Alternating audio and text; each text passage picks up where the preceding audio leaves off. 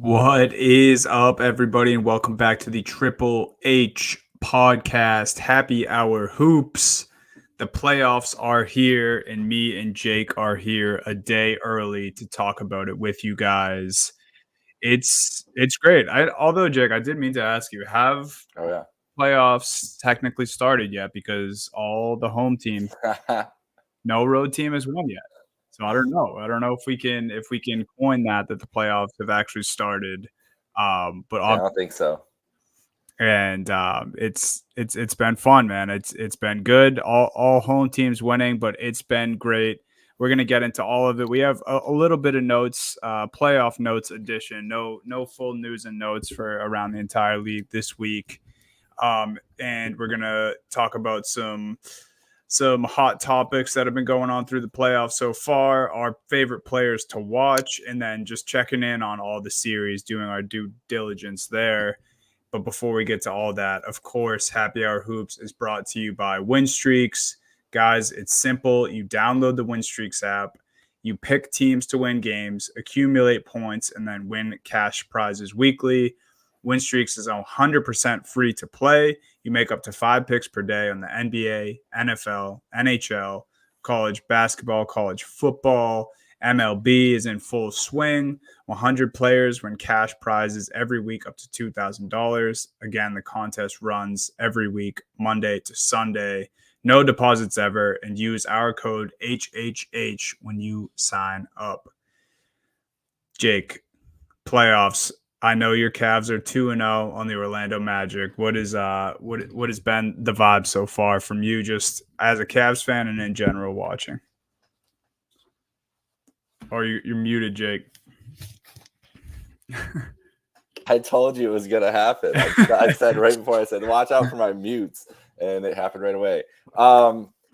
Great vibes from the Cavs fan perspective. I mean, I was saying before, last year they were the new team in the playoffs, and they were getting, kind of just bullied the whole series by the Knicks, and they've been the bully this time around, and it's been just like refreshing to see that Magic don't have any answers really offensively except Paolo go do stuff. We'll get into that series later on, but it's been exciting to see, and now we can look ahead to I really, Dunny, honestly, all year long I wasn't even thinking about it. We were, the Cavs were in second or third place. The Celtics were chilling in first. And I was like, we won't have to worry about that. Cavs won't even make it to the conference finals, probably. That's how I was feeling most of the year. And now we're on a collision course for Cavs Celtics. So I'm a little worried about that just for my own personal life and everything that goes into that and this show. The playoffs have been fun, though. I said the only game I really didn't see much of was the Timberwolves and Suns. I've gotten to see good chunks of the rest of the games, and it's been great game. I mean, not last night was obviously the most theater and the most like chaos Exactly. of the whole playoff so far, but it's still been high level basketball. I think Saturday night was both games won between the Knicks and the Sixers, and the Nuggets and Lakers were exciting basketball games, even if they didn't come right down to the buzzer. The Bucks and Clippers were more just like shocking to see how in control they were, but it was didn't really know what to expect from those two games. So it was nice to just see kind of how that played out. And then Thunder Pelicans was like a classic knockdown drag out game too. So we've had some exciting games. Yeah, I feel like Thunder Pelicans was kind of like what fans would anticipate from a Western Conference matchup, and we were just lucky enough to get that type of competitiveness from a 1-8 standpoint there. Yeah. So that was awesome. And then it's crazy that Philly, New York, and LA, Denver kind of both 2-7 matchups, right? Just kind of carrying the dramatics for the entire landscape of the NBA so far in the playoffs. We'll get into all the series. We'll go over them a little more. First, just some notes here. Tomorrow's game for the Miami Heat, the Terry Rozier and Jimmy Butler both out still for the Miami Heat. And then if you are listening live, this is Tuesday night. Giannis is doubtful for tonight. And that's all the news we have. I mean, I don't want to really give too much about, since we are recording live right now, Tuesday, about the games for tomorrow, other than people being ruled out. I know Kawhi is questionable for their game as well. So that's really all the playoff news we have. And then we're going to get into our favorite players. We will have to talk about Kawhi because this shit's crazy to me that we're doing this. Like, how are we doing this? It's 2024, Dunny. How are we talking about Kawhi mysteriously missing playoff games again? It doesn't make any sense. It also doesn't seem too mysterious at this point. It's like maybe I guess so, yeah. maybe shame on us for anticipating him playing. But yeah, it is crazy, man. We should spend a little bit of time on Kawhi, and I guess we can do that too when we get to the Clippers series. Yeah, that's going to be something to discuss because it is true. Just having to read that is questionable, and just waking up every day when there's a Clippers Mavs game and being like, oh yeah, Kawhi shouldn't be there. Also crazy that the Clippers stole one. Went crazy. I guess maybe not steal on there. You're at home and you have it's a 4-5 series there, so it could have gone either way. But I think people were anticipating the Clippers to lose without Kawhi. They pull off the win, and here we are.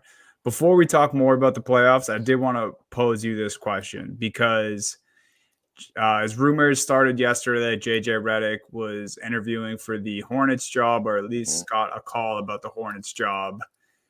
I have a weird take on this, and I want to preface it by saying, obviously, I'm not JJ Redick. I know how much JJ Redick eats, sleeps, and breathes basketball, more than the two of us. And he's a basketball junkie, played at every level, was played at a high level at every level. And obviously he loves the game so much, hence him starting that podcast with LeBron and all the discourse he's had about how, game breakdown should mean more than crazy highlights and all of it. So we know how much JJ loves and appreciates the sport. I think he is in such a good position right now with broadcasting his own podcast, Old Man and the Three, and then his podcast with LeBron. It almost seems like, of course, other than like the notoriety and if things work out and the money, it seems like it could be a lose-lose especially if it's a Hornets job where he takes a coaching position, goes into this new lens of the basketball world, and he has coaching. I feel like he's far more likely to get criticized, I feel like, as an NBA coach, like most NBA coaches do, because you would assume it's going to take a couple of years, even if they do start to have success when he goes to Charlotte. I just feel like a lot of things could go bad where JJ Redick is like one of the more beloved guys in basketball media right now, which is a rarity to have pretty much like the whole NBA fan base on your side, which it seemingly seems that way for Redick at the moment. And I just feel like a lot of negative shit could happen if he goes to coaching. But maybe I agree with that. I agree with that. I do think there's it's definitely a risk reward move for JJ in this sense, right? So yes, I'll play devil's advocate because I'm with you. I don't think it's probably worth the risk.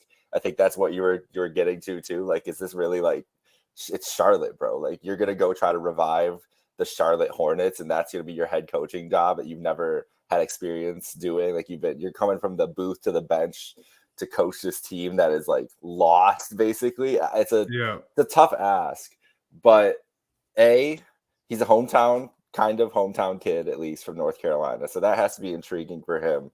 Just to live close to back home would probably be exciting.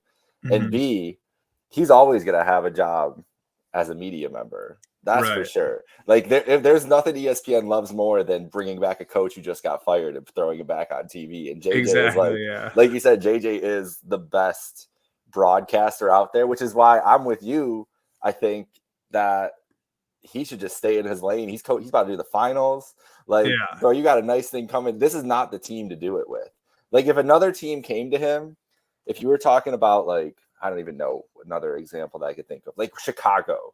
Say the Bulls came to him. What about when the Milwaukee Bucks have a super hot start next year, and then Giannis and Dame don't like Doc anymore, and exactly takes over. Yeah, Just wait out Doc Rivers, and then Doc can switch. It's just like a trade. ESPN trades JJ Redick to the Bucks for Doc Yes. Rivers, and there you And go. Doc goes back to the booth with Doris, and Yeah, everything's back. it works out perfectly. So yeah, I would wait it out. I wouldn't go to Charlotte. I wouldn't try to do that. But I see why it's a good PR move for the Hornets to do it and test the waters and see how excited the fan base can get about it, and then just offer him a boatload of money and see if he takes it. But the Charlotte does have some nice pieces, but I don't think I would want that responsibility. Yeah. What we've heard.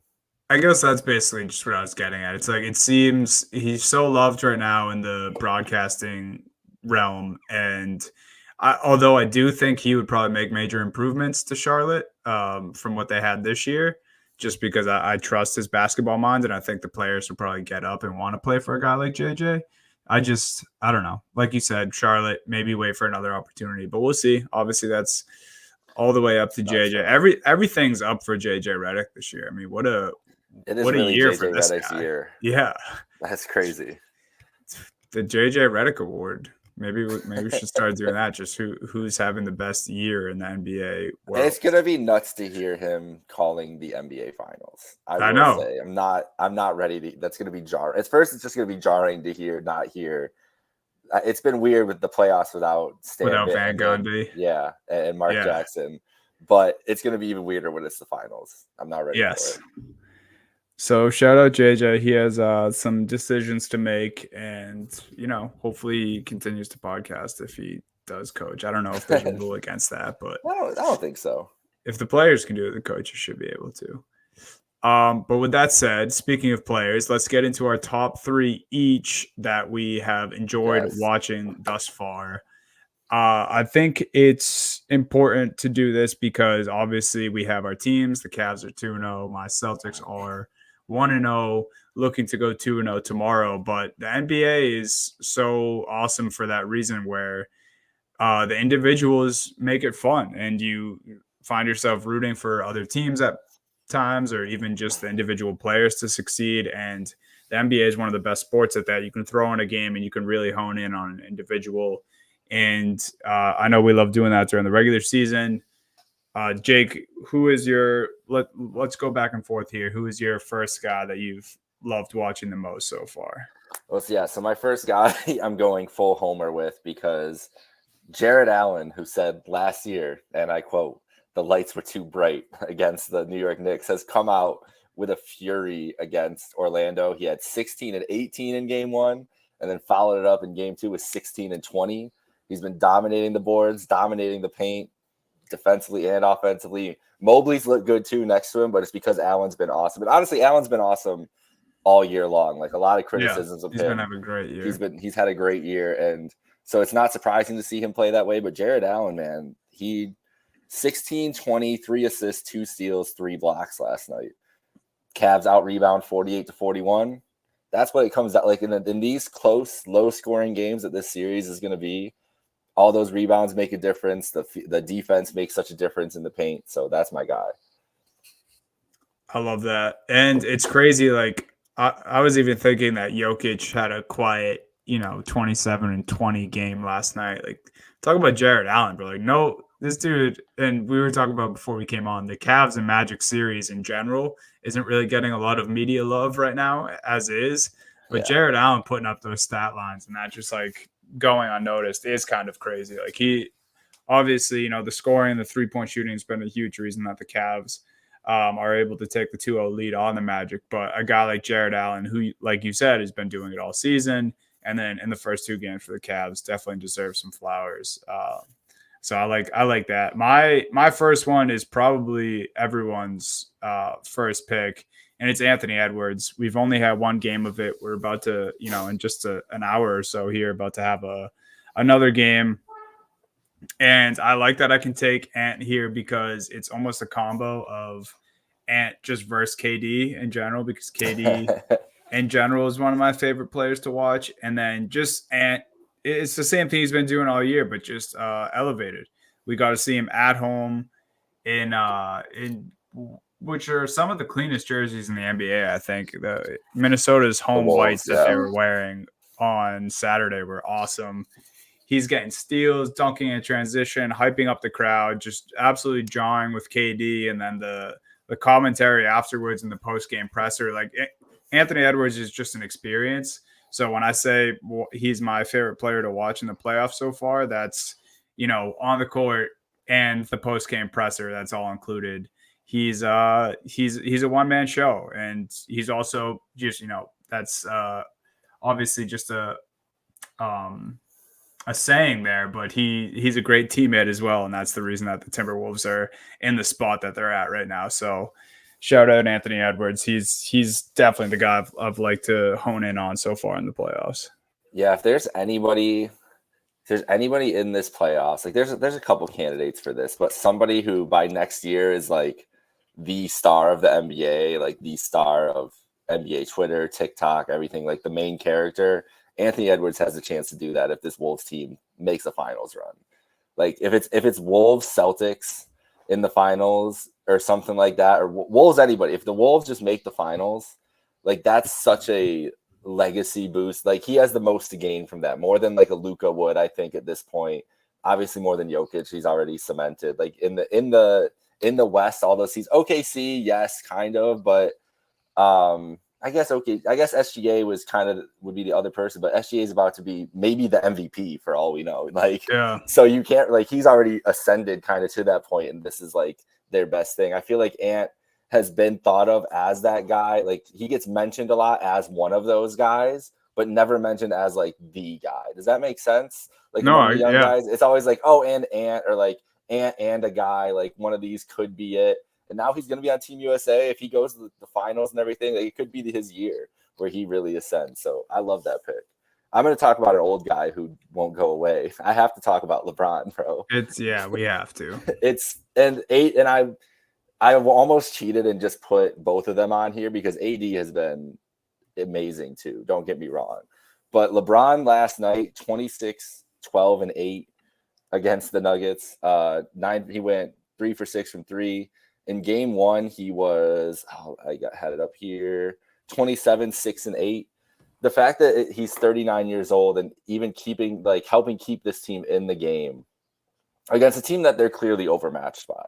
Like game 1 was it felt, like they were feeling each other out for a little bit, but the Nuggets felt like they were controlling the pace, controlling everything last night. LeBron took that game over last night. And I mean, AD was awesome too. Don't get me wrong, playing his role. But when LeBron just starts setting the tempo himself and orchestrating like he was, and AD, like their offense was so awesome for such a large stretch of that game. And then it all just fell apart, obviously, when it comes down to Denver at the end. We'll get to that later on. But the fact that he can still do this, I'm just in appreciation mode more than anything for it. And it's been crazy to see. Yeah, no, it's fucking nuts, man. And I said to you before we hopped on that LeBron and Jokic probably would both have made my list as well if I was able to watch all of last night's game. Yeah. I was telling you this also, but I watched the last 8 minutes of the fourth quarter today. And yeah, I mean, just the fact that LeBron, like in crunch time, when they need a bucket, is the dude on the Lakers still who's getting a steal, getting out in transition, dunking the ball. Like he's just still capable of doing it all. And, no, is he the Miami Heat level LeBron still? No, he doesn't have that athleticism, but even just the athleticism that he does still have at 39, the shot making ability, just the leadership, the defense, it's all still there. And it's really fucking crazy because I don't know what any of us are going to do when we have our first playoff, not just the Lakers missing the playoffs, but the first real playoff without LeBron is going to be, it's going to be crazy. It's going to be nuts. So everyone, it's weird not having Steph right now. That's been throwing me off too. Yeah. That's already strange as it is. So that's a reminder to everyone out there. Appreciate what we're seeing from LeBron James. Another guy who's been around for a while, not nearly as long, but Russell Westbrook. I chose Russ because it's a little nostalgic for me. Like I loved when the Celtics kind of had their short run of dark years and they were pretty bad. I fell in love with the Oklahoma City Thunder when it was Russ, KD, and Harden. And Russ is one of my favorite guys to watch compete just always. And, seeing the Clippers come out and take game one, like we were talking about, Russ was a big part of that energy wise. Just seeing him catch a lob in a playoff game from Harden was awesome. Kind of seeing him get into it with the other team, hyping up the crowd, like everything in between. And it's Russ just being competitive is much watch TV if you ask my opinion. And it was cool just seeing him contribute off the bench and doing his thing. So shout out Westbrook. Yeah, man. He's the fact that he's been able to slide into that role with the Clippers is one of the coolest things of the season. That Clippers team is so interesting, man. If Kawhi is, we'll talk about Kawhi later, but that team, like, they're not. I don't know. We'll get into it later because they're just confounding to me. My last player, I wrote one down here. I'm changing it up though. I got to go back to a classic Jake favorite for one of these things to appreciate really what this man's doing, and it's kind of cheating because it's not just been the playoffs. But it has to be said, the New York Knicks are 20-3 with OG Anunoby on the floor. And that team had no business winning that game last night. And who's on the floor dishing over to Dante DiVincenzo to hit the game-winning shot? OG Anunoby. I think he might have made the final defensive rebound as well, too. I think he might have, yeah. I think he did. So just a guy that I've had a lot of respect for. Yeah, he's been your guy for a while. Now then with the Raptors, and he's just been the ultimate glue guy for this Knicks team that Brunson's been terrible. They don't have Julius Randle. Embiid and Maxey throwing haymakers last night, 34 and 35. And they're somehow up 2-0. Like they're just surviving through this season. Real team of destiny type shit from the Knicks. Not saying that they're going to like win the finals or anything like that, but that's how this season has felt like. The fact they ended up the 2 seed, the fact that they're getting the success right now in the series against Philly. Now it's going to be much different in Philly, I think, for this series because that Knicks crowd, incredible. Like it's wild to play there. It's going to be probably one of the best home court advantages all playoffs long. But let's see how they do in Philadelphia. But got to give it to OG. Got to shout him out. 20-3 that's no joke, man. That's a crazy record with him when he's on the floor. Yeah, I'm going with another Nick as well. I'm going with Josh Hart. There you go. He's just, everything you said about OG, their importance to winning. I feel like Josh Hart is doing that kind of loudly, right? Like he's the guy. He had like 15 or 16 rebounds last night. It's nuts. He does. Yeah. Every once in a while, you just have to like scratch your head and like look back at the box score and be like, oh yeah, Hart had a triple double and 20 rebounds with it. He just does that. And I think that's why he's perfect for the Knicks and this playoff run and everything they're trying to achieve. Saturday night, he was hitting the monumental threes towards the end of the game.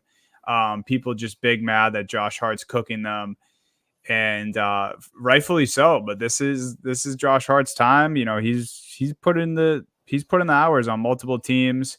He's playing with the guys he went to college with. He seems to be really, really appreciated in New York, and I just love like what Josh Hart is able to do to the crowd. And he's just one of those guys who's just always making timely plays, always doing the right thing, team first. And those guys are fun to watch too if you watch as much basketball as Jake and I here. So it's good to appreciate, like Jake said, OG Anunoby, Josh Hart, and big reason the Knicks are up 2-0, both those guys. Yeah, the Knicks have been I think the best story right now of round one. Just the way that they should not be up. They should almost like realistically could have been down 2-0 in this series very easily, and just keep surviving. It's nuts to see. So yeah, so that's great. We maybe we'll do this next week too, and just update our guys who we love watching. We got Steve. Steve's getting called out in the comments here too. Thank you, JBC. Too much of a coward to show his face. Summer sayings, JBC. Oh yeah, that's tough. We will get to the Mavs losing the first game. Steve is actually at the NFL draft, so that's why he's not going anywhere. That's why he's not on the pod this week. And also we're doing it. I don't even think I said this. We're doing it a day early because I will be at the Celtics game tomorrow. Oh yeah. So if you're listening to this live, that is why we're a day early. And if you're listening to this recorded, I will be at the Celtics probably when you're listening to this. Nice. So Great yeah, night. that was our little housekeeping that I didn't take care of. But also JBC, if you want to say that Steve is ducking you, that's fair as well. I think it's very fair. We'll accept I that truly answer. do. All right, let's start with the madness from last night. We're going to check in on all the series real quick before we go. Checking in on Los Angeles Lakers and the Denver Nuggets. Denver up 2-0 somehow after that game last night. Going back to LA. Controversial, super controversial game 2. I want to start with this. So LeBron's kind of getting clowned for saying that, basically calling out the refs replay center and what's it about if you're just going to get it wrong after reviewing it, which he's referring to the D'Lo play that happened in the third quarter. D'Lo got smacked in the face on a layup. A foul was called, challenged. The refs looked at D'Lo getting slapped in the face multiple times. Apparently they didn't care because they overturned it and said it wasn't a foul. I think LeBron's heart was actually in the right place complaining, which, someone clip this because you're not going to hear this often from me. But I don't think he's complaining about the right things. He shouldn't have brought up the D'Lo thing because that happened in the third quarter. And then it's so easy for everyone to clown him and just say, hey, that's something that happened in the third quarter. You guys still blew a 20-point lead. You guys had opportunities down the stretch in the fourth, which is what I think he should complain about because, as I mentioned, I just watched the last 8 minutes today because I wasn't able to watch last night. And LeBron, in those last 8 minutes of the fourth quarter, got fouled probably 4 or 5 times on different drives where he didn't even get a whistle for himself. So he has a right to be mad about the referees, but I think what he should have brought up is the lack of calls on himself in the fourth quarter. And then just everything else, man. Like Murray was shooting poorly, came alive down the stretch, obviously hit the winner on AD, and just everything that we said was an issue for the Lakers is just displaying itself in full force in these first 2 games.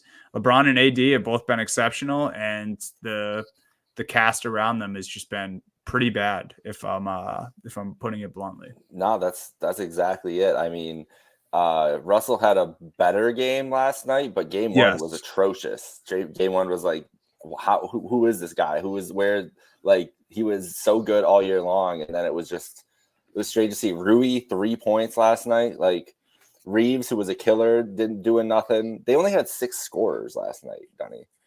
Yeah, there were 3 guys who scored no points in actual minutes on the floor. That's I think terrible. Dinwiddie played only 10 minutes, but it's like I don't even think Dinwiddie got a shot up. He was one of the guys who had 0 points. If you're Spencer Dinwiddie, like I thought that's why you bring in a guy like that is for scoring. And then like same thing with Gabe Vincent. Is that I could have told the Lakers that he wasn't going to do what he did for the Heat. And granted, he's had some injury issues this year, so I don't want to be too harsh on the guy, but like he played 15 minutes scoreless last night as well. It's just they're just not getting the help, and it's really concerning. You got to just feel for LeBron. Well, they're done now. I mean, it's concerning. I mean, they're very concerned, but there's no way that they're. I don't see them taking 2 games back at home over this team. I think that was their best shot to steal a game and potentially flip the series on its head. Maybe they win. I don't see them winning 2 in a row against this team, or at least in this way to get back into it. Do you think that they could win 2 in LA? I think they could, but I think you're right. I think it's probably still done because even if they win 2 in LA, Denver still has home court throughout. And I mean, if there was ever a chance for anyone to beat Denver at home, it was last night. Like Denver looked mortal for the first time in a long time for like most of that game in the playoffs. And that's everything what's so scary about them though, is that they have the on-off switch, especially in those fourth quarters. Yeah. And Murray's like the best, if not the best, like just got hot, you have to turn on the TV guys in the league now when it comes to the playoffs. Because it wasn't falling for him at all, like a lot in this game. He went through some stretches. Yeah, and then have that at the end. Turns it on, like I said, I keep referencing, but I watched the last 8 minutes. I think when I first turned it on today to to go back to that. I want to say he was like 4 or 6 of 19, like not Yep. shooting well at all. And then down the stretch, he was getting Anthony Davis to switch onto him. He did that a couple times actually, which I think AD did have a phenomenal game, and we should give him credit for that. But not all, it wasn't only the last shot that Murray was kind of hitting shots over Davis.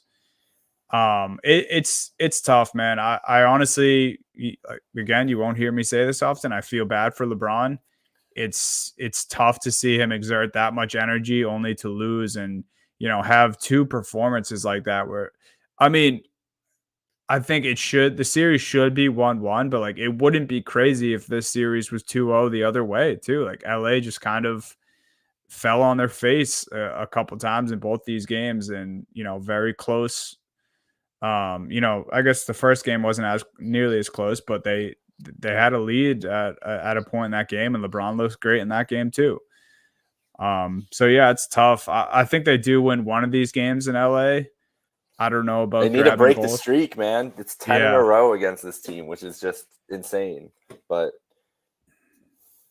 yeah, it's tough just when that's your supporting cast. I think if there was ever, I tweeted this today, but if there was ever a year where LeBron is just absolutely justified on being pissed about his teammates, it's this year for sure. Yeah, that's for sure. Yeah, we'll see. We'll see if they can grab a couple and even it up in LA. Cleveland, Orlando. We talked about this series a little. My biggest takeaway here is the Magic cannot shoot to save their lives, man. What I didn't know it was this bad. I mean, we knew they had a lack of shooters, and I think I actually said this on last week's show when we were saying like we wouldn't be surprised if Miami kept it close, and I was like, yeah, but if it gets anywhere close to shootout territory, and then we started naming the guys, and you reminded me of my friend Karis LeVert, who he's been good in these games. Niang's been good in these games, although other than when he gets the Paolo assignment on defense, Niang's been good, but Paolo kind of has been cooking him in that regard. But yeah, it's the shootout is not the type of game that the Magic want to play with the Cavs, and that is what has happened in both games, and the Cavs have just lit it up. Yeah, man, this is a weird series. Like that, you knew it was going to be low scoring and everything like that. And 96-86 last night. I mean, that's 1990s basketball. Rock fight going on right now. But you're exactly right about this Magic team. Like there's no offense outside of Paolo. Like Paolo is trying to create basically everything, and he's the only one who can really go out and get his own bucket. And it just worked. I understand why the Cavs wanted to play this team in the playoff series. Like now you look at it, and even if the Knicks are up 2-0 in their series, like if the Cavs played the Sixers, it might have looked a lot different. They can bully this team. They knew they could bully this team defensively and take away everything from them and make it hard. Like this is just the games have been at the Cavs pace. It's been exactly the kind of games JB Bickerstaff wants.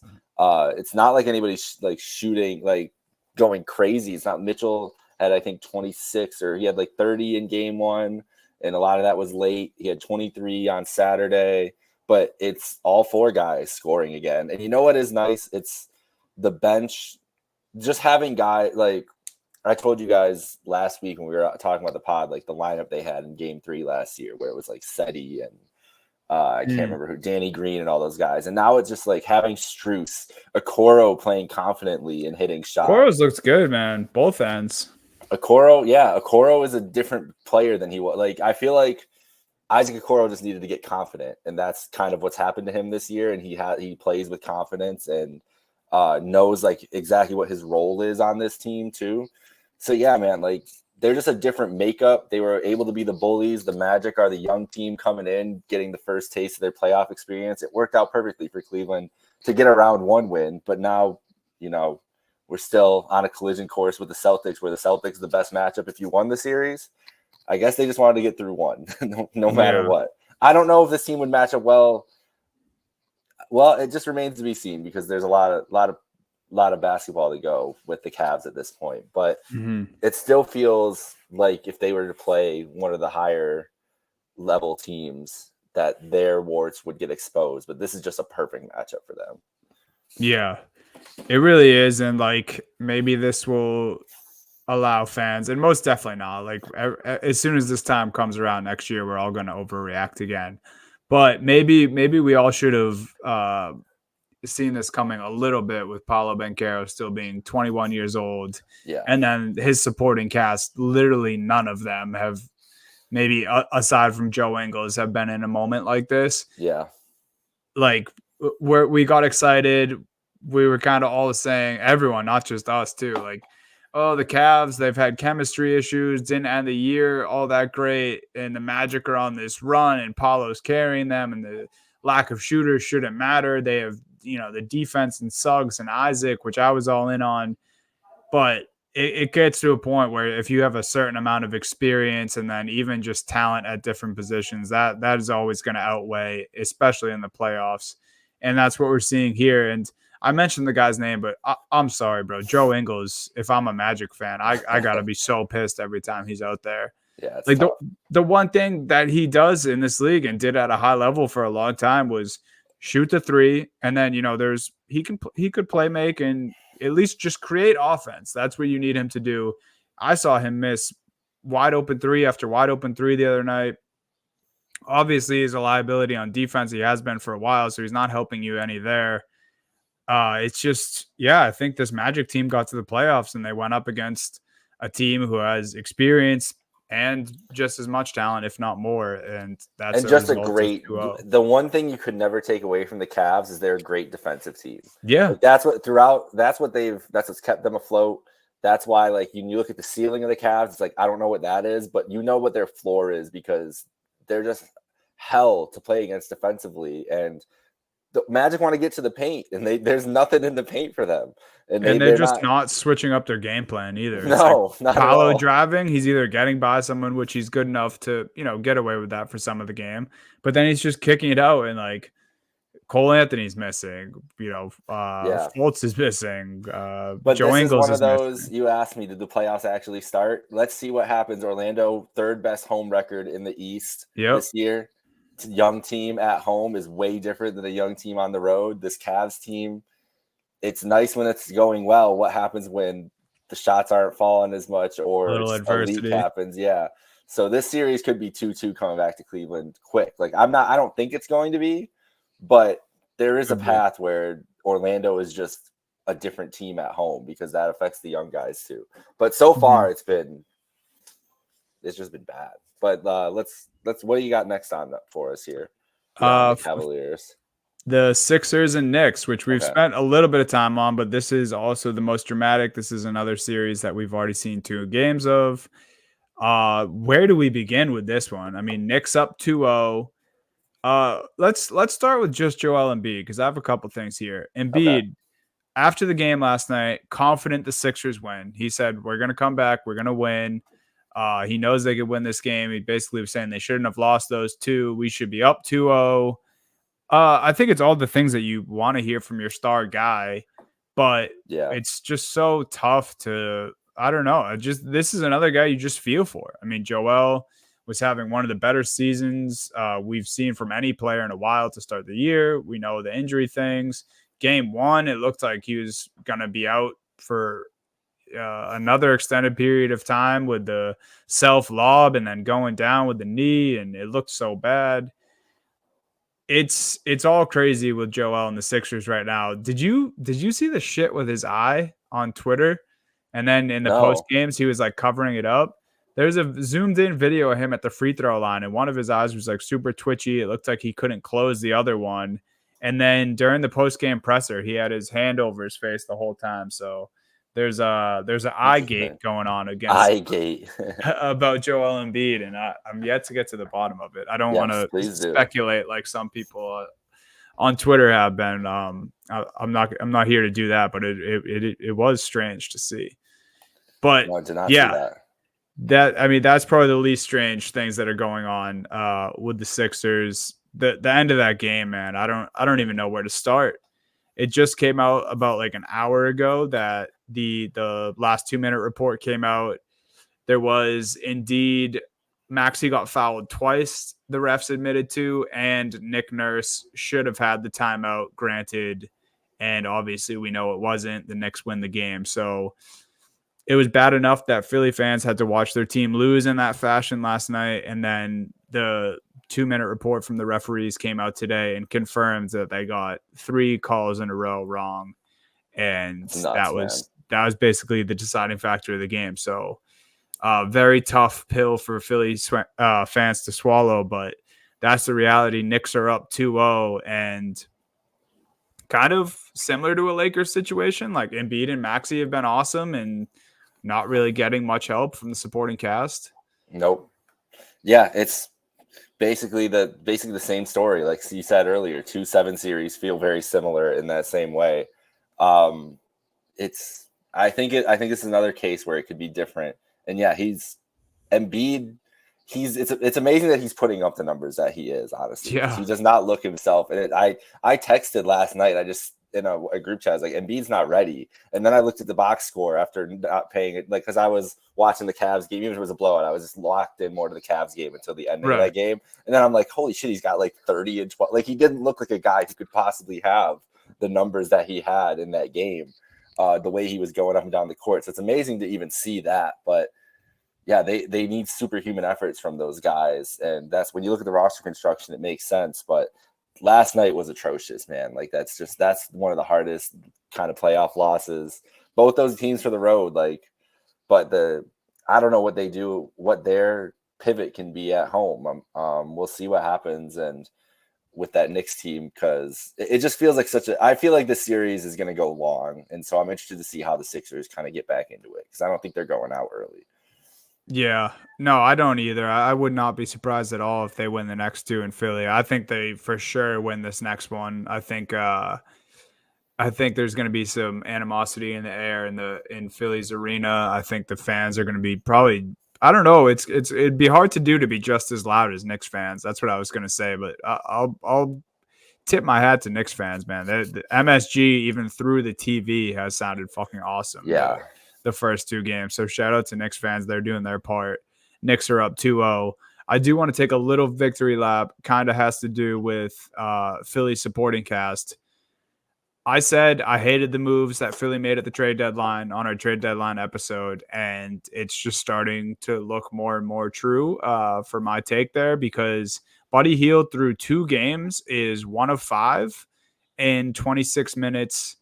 And I don't know why. 1, he's only played 26 minutes, and 2, he's only shot 5 times because that is the only reason you bring a guy like Buddy Hield in is to help with scoring. And I know they did it when Joel was down, but don't you think it'd be good to have another sharpshooter out there actually taking threes, in a game that's decided by a few points?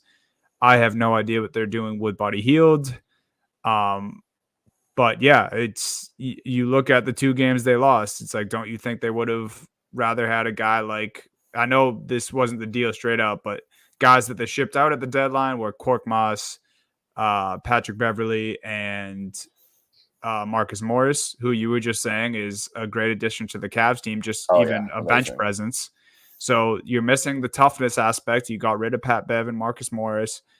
Korkmaz, I'm not here saying that he's a better player than Buddy Hield, but that dude was not afraid to fucking shoot the ball in the playoffs.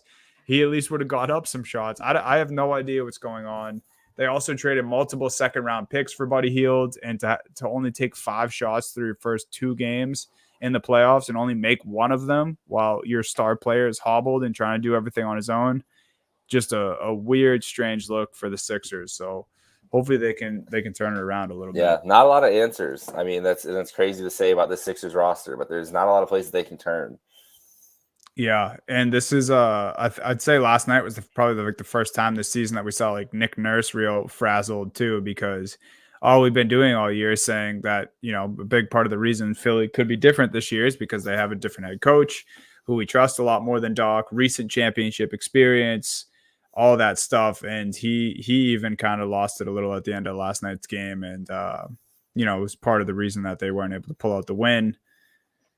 Well, we'll see. That's another one that's going. The home court is switching. Philly's going home. Maybe they can grab at least 1 there. They're going to need to, or they get swept. Minnesota and Phoenix. I know you said you didn't catch most of this one. We have, if you're listening live, it's coming up very soon. T-Wolves up 1-0. Ant is next up. We kind of talked about that, right? Like he's just that dude, and it might even be uh it might even be exemplified next year as far as being that dude. He might even take another step, which is scary. But the T-Wolves, this series to me was, maybe it is important to listen to the regular season a little bit more than we do. And I know all three of us, and I still think Phoenix could easily win this series, but I think there's a reason that Minnesota was flirting with the 1 seed, ended up ultimately getting the 3 seed, as we know. But there is a reason that the T-Wolves were at that point. Even when Cat went down, they were staying at the top of the West. They're a really solid team. They have wing defenders. They have their superstar. They have the talented bigs. And outside of Durant, another team where it's like, okay, Durant's amazing. Where the hell is the rest of the squad? Yep. Even Booker did not show up in that game. I would expect a big Devin Booker night tonight. I don't think that's something we can expect through the whole series, that Booker won't show up, but game 1 was certainly a statement for Minnesota. Yeah, man. You said it perfectly there. I'd imagine Devin Booker's coming back with a fierceness tonight. It was weird to see that, but this Minnesota team's for real defensively. Like that's the one thing that they can hang their hat on. Like we talk about the Cavs, we know Minnesota's floor. It's when things start leaking, can they keep up scoring the ball with the Phoenix Suns in this series? But game 1 didn't need to. Like they controlled everything about that. Ant was awesome, was ready for it, talking shit, all that good stuff. You love to see it. So yeah, it was fun. Like it was fun to see. The place was rocking. Target Center in Minnesota going nuts. Yeah. Like the fans were into it. You could tell the players were having fun. So yeah, like I'll be happy to see Minnesota if they have a stranglehold on this series and kind of control the Suns. While it would be crazy to see this hyped up Suns team go out early and KD going out that early, I'd love to see this Minnesota team in a series with Denver in the next round. Like that would be so interesting to me. So I'm fully on board with it. I'm cheering for Minnesota, rooting for them. The fans loved it. It's a loyal fan base there too. Good stuff. Yeah, it was awesome. And I will say, well, we can shit on the guy throughout the year, but we will give credit where credit's due. Karl-Anthony Towns on limited minutes, pretty solid first playoff game. Yeah. 19 points, 7 rebounds, 4 assists in 27 minutes. Shout out Cat. He did it this time around. Rudy Gobert also performed well in the playoffs. So we'll see. Game 2, I expect I don't know if I'm calling for definitely a Phoenix win here, but it's going to be a lot closer than a 25-point game tonight. That's for sure. Yeah, I think so.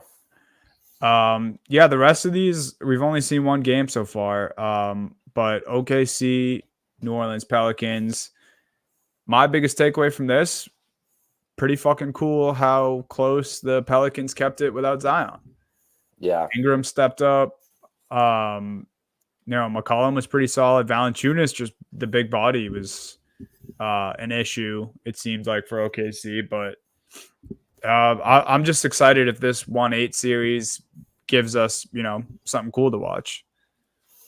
Yeah, it was very surprising to see the way that New Orleans kind of came out and played defensively, honestly. And I mean, It was a good defensive game from OKC too, but that's what you were, without Zion, it's like, okay, how is this team going to keep up and keep pace with OKC? And they just locked down, and that's one of their strengths. I mean, they've done that. They've been a pretty solid defensive team this year. Zion's a big help with that, but it was great to see that in that first game, kind of that match the physicality and everything else about that with OKC.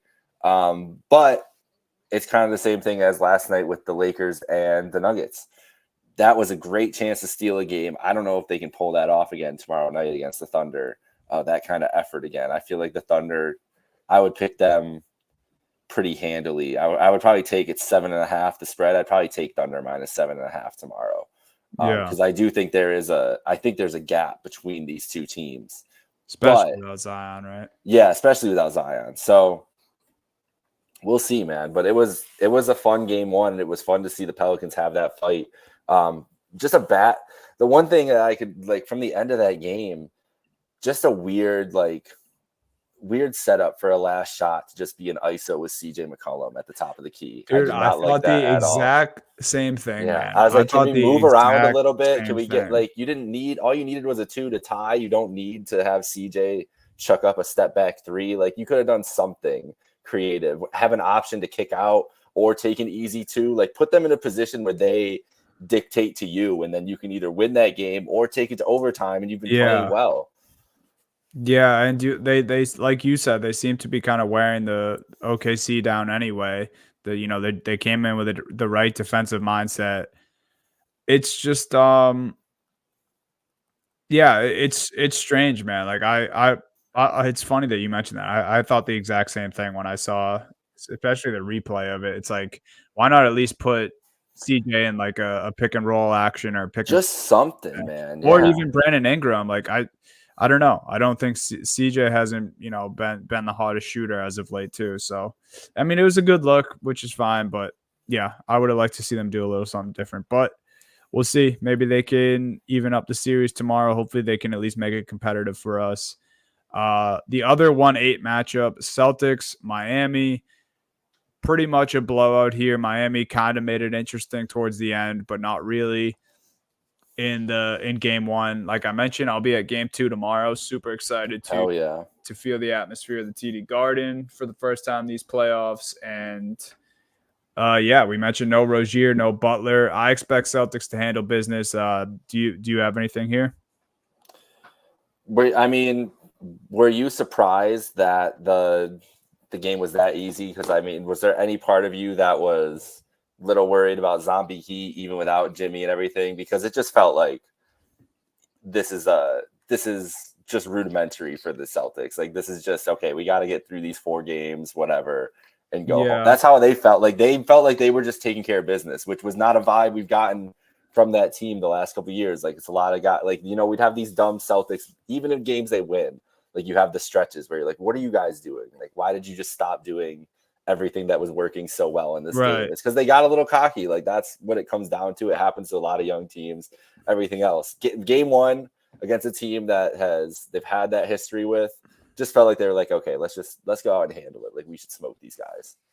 Yeah, and that was pretty much like my mindset as a fan too. Is there was a leading up to the game, obviously, had to watch all the games Saturday, and then Sunday we had the early game. So Saturday I was like, I don't know, maybe this group without Butler and without Rozier, they still have enough fight in them and they make it close. And then Sunday, like an hour before the game, I was just trying to conceptualize like who are they actually going to throw at the Jays and like slow them down, like a rookie Jaime Jaquez, Caleb Martin, a lot of Hayden Highsmith. Yeah, like it just wasn't the math wasn't math in there. Like Duncan Robinson, Tyler Hero. I'm like, none of these guys can check the Jays. At least 1 or 2 of them is going to have to be on the Jays just out of necessity. And then when Bam started to get it going, and that was kind of their only offense, I was like, oh, this makes sense. Like we'll just give them let Bam go 1-on-1, let him keep scoring 2s on us, and we'll just keep hitting 3s. And that's how it went. And like I said, there was some drama at the end, the Caleb Martin foul, which I think has already been exhausted. And that whole thing has kind of been beaten to death. Like, I think it was a Miami Heat play. If anyone wants my opinion on it, I think the Miami Heat like to muck up games. I don't think it was I'm trying to hurt Tatum play. I think it was let's muck up this game a little bit. And I think that's exactly what happened. I love Jaylen Brown's response, getting in Caleb Martin's face. And he even said today after practice, he was like, hey, look, like looking back at it, I didn't think it was anything serious, but anytime any of my teammates hit the ground, that's what I'm going to do. So we have breaking news. Oh, I love it. As we started our new streak, of breaking news on the show, thanks to JBC here. Tyrese Maxey is your most improved player. Wow. In the NBA. Kobe White robbed.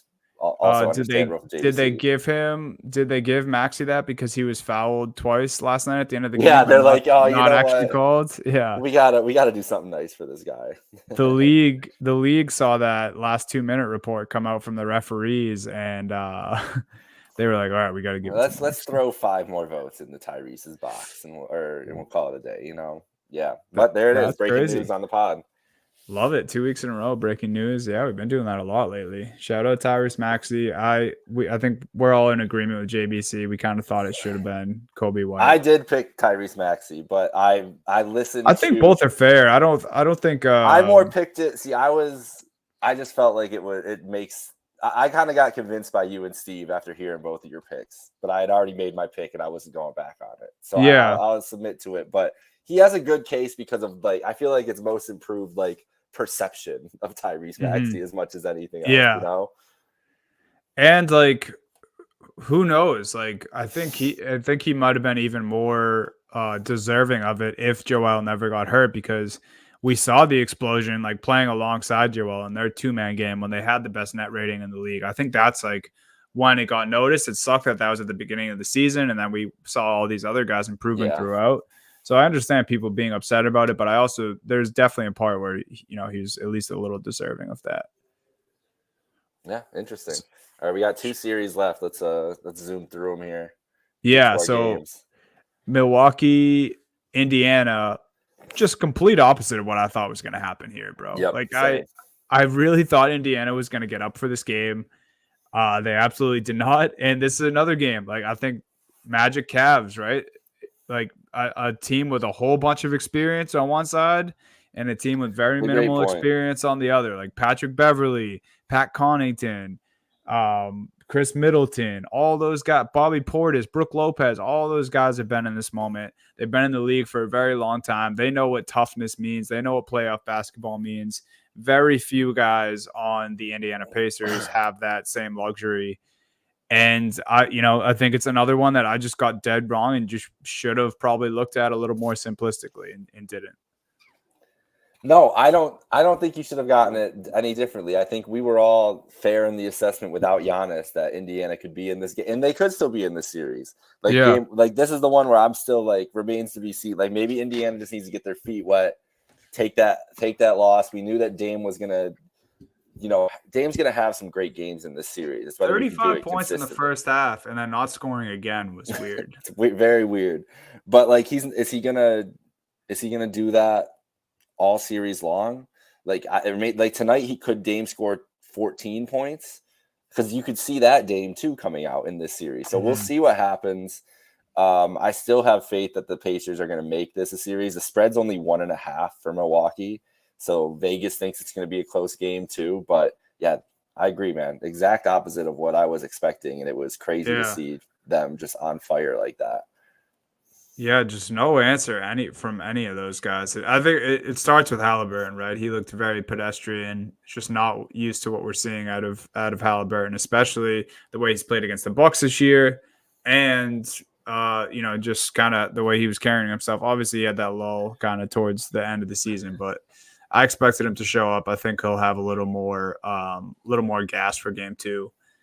Last series, Clippers, Dallas Mavericks. I guess not as shocking as some of the other ones. I was surprised that Dallas never really had it going in this one. I will say I don't know if you feel this way too, and I feel a little safer saying this with Steve not on today's episode. But did you think that a lot of media people were kind of giving Dallas a pass for losing that first game? It kind of seems like everyone was like, oh, like just chalk it up to Dallas having a bad shooting night. Like that won't happen again. It's like, well, it could. It could, yeah. That is interesting because there was a lot of discourse. Like, there's no way the Mavs can play like that again. And maybe we're not giving enough credit to this Clippers defense. And I mean, it's understood. James Harden teams, you don't think about defense as much. Maybe we need to consider that. But the Mavs were just missing a lot of shots.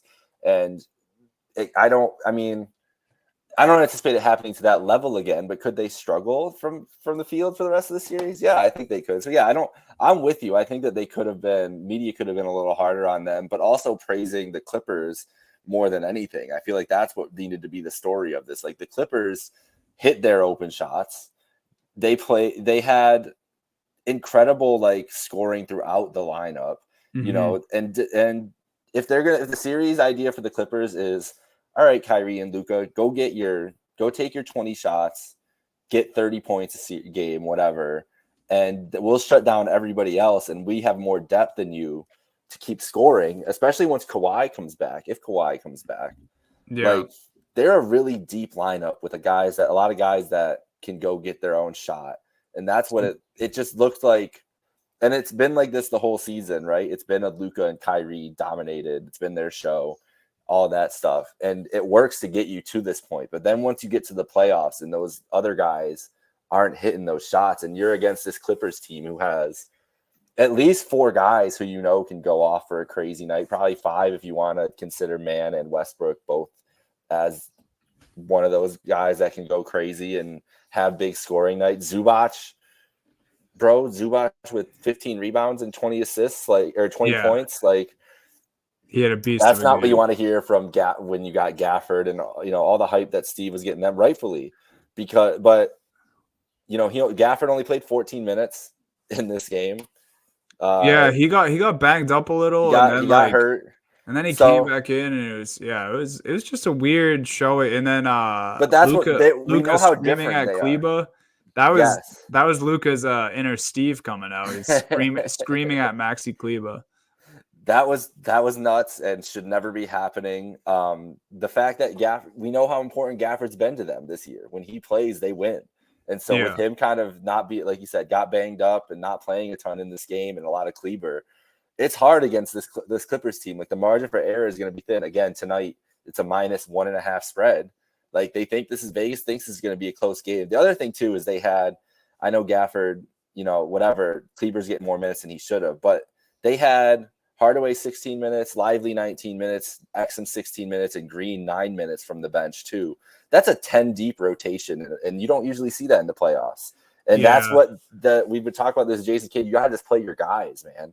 Like you can't keep going around like that. So I think they need to cut. Does Josh Green need 9 minutes? You know what I mean? Like, does he need 9 minutes? Does Exum, give these guys, Exum and Hardaway, both at 16. One's got to get more than the other, I feel like. You just got to decide which guy you got to ride with. Like, those are the decisions you have to make in these series and ride the hot hands. You can't split it down the middle. And so that's the one thing I don't like, just looking straightly at the box score and everything. Yeah, it's like almost to that point. The Clippers didn't have Kawhi, and they still seemed like the much deeper team. Yep. And we talked about it. Steve brings it up every time we talk about the Mavs, and like you just said, rightfully so. Like the additions that they made at the deadline were awesome. They improved the team immensely. That's exactly what they needed to do. They need to go out and get size. They need to go out and get a guy like PJ Washington who can score and defend, which is great. But it's crazy because even with those additions and even with Kawhi Leonard out, the Clippers still, it was so clear how much deeper they were. And again, just kind of guys who have been there before. Like Russ, Norman Powell, even like Plumlee off the bench. They Daniel Tice, like they have guys who can do it for them, and we saw that. So interesting one. I still think the Mavs win this series, especially because we have no timetable for Kawhi Leonard, like we are talking about at the beginning of the show, and that really sucks. But it's the reality of the situation. And one thing for Mavs fans and for Steve, I don't think James Harden shoots that well again for the rest of the series. Yeah, I can't imagine that. We saw similar things with him on Philly last year. He's gonna Boston. Game 1, Game 2, James Harden is a much different player than Game 6, Game 7, James Harden. Yeah, much different. And I think we probably see a Luka explosion tonight too, because he got the points. He always ends up getting the points, but he shot pretty poorly. Yeah. Kyrie kind of carried the efficiency wagon there. So yeah, I think if you like prop bets, I think smashing Luka's points appropriately tonight wouldn't be the worst play. I like it. Yeah, 4 for 12 from 3 too. So if you can get that even to 50% for tonight, that's a nice little jump.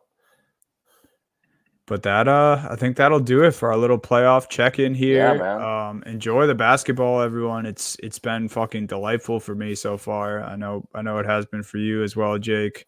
Both our squads haven't lost yet. Yeah, listen, we're almost to the point where in 2 weeks from now on this show, it's gonna be a wild time. I know it's gonna be a podcast divided, bro. It really might be, and it is what it is. I'll be the plucky underdog. Yeah. I'm fighting against Steve too. Stevie Boston has already declared his I know that's his tough. loyalty. I So wonder if it's all that right. only. You got to do what you got to do. I wonder if Steve only joins my forces if the Mavs lose, or in that certain matchup, he would be on my side. I'll have to That's, bet the series price no matter what it is. I bet it'd be oh, like you plus have to. 390, but you gotta just send it, see what happens. You have to. Let's enjoy our team's winning for right now, and we'll cross that bridge when we get there. But yes, that will be very exciting. Thank you guys all for listening. Thank you to Trainwreck Sports. Go follow them on all platforms. Follow us at Happy Hour Hoops 1 everywhere. And don't forget to download the WinStreaks app, guys. Happy Hour Hoops is brought to you by WinStreaks.